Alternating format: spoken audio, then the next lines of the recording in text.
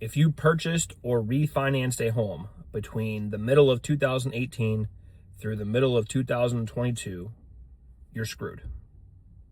It's over. We are screwed. Now, let me start by saying that I'm in this group. Purchased my home in 2019, got a fantastic interest rate. And the problem with this scenario is that now as our family has gotten a little bit bigger and we have started talking about getting some more space or maybe a little bit of land or whatever, we are now facing the conversation of the home that we could have bought at the interest rate we have is not the same home that we can buy at the interest rates of today. And that's just a universal issue. It's not, I'm not complaining. That's just the way that things are currently. But this is why we're screwed. I was talking with a loan officer yesterday, and he used a great term. This is called the golden handcuffs. So made a fantastic financial investment by purchasing a home with a very low, historically low interest rate. The value of your home is increased. You have a lot of equity.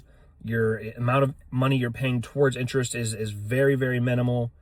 And now fast forward, 5, 6, 7 years, whatever it is, and you don't want to purchase the next stage of home specifically because of interest rates. And seeing that number go from maybe a low 3 or a high 2 to somewhere in the 6s or maybe the high 5s, it just disgusts you and you don't want to do it.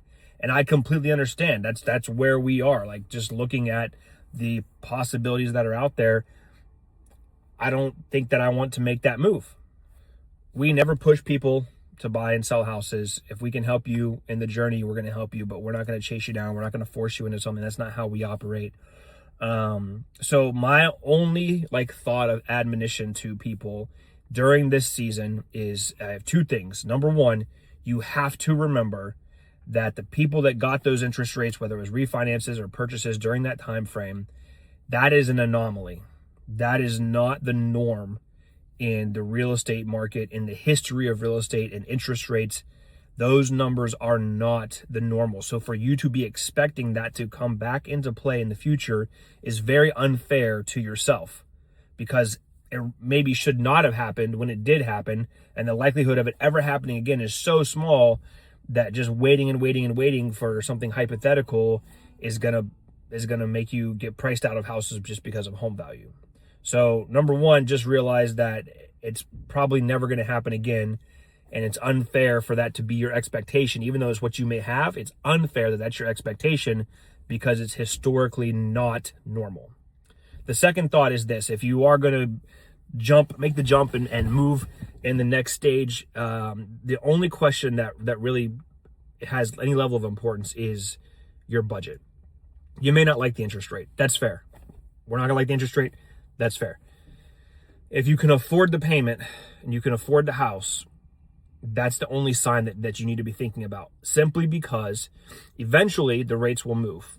They've always moved. We've talked about this for years now, off and on, since the stuff started to be a little more volatile. The rates will move. The home prices will just continually rise.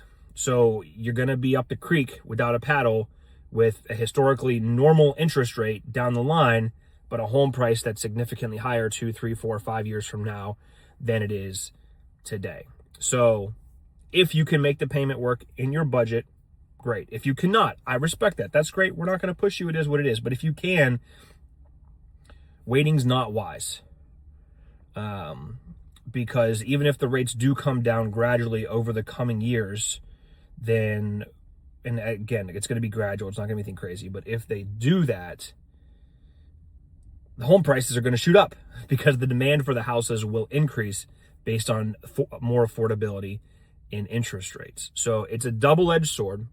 Those of us that bought during that awesome time to be buying a house, we got screwed. Not because of that moment, we got screwed out of our future because now our expectation is this. So just trying to want to help your mindset a little bit. If you're thinking about selling into the coming year or buying into the coming year and your concern is the interest rates, just a little bit of food for thought for you. Hopefully it helps you be willing to make that next step if it's in your budget or if it's within reason. I hope to see you soon.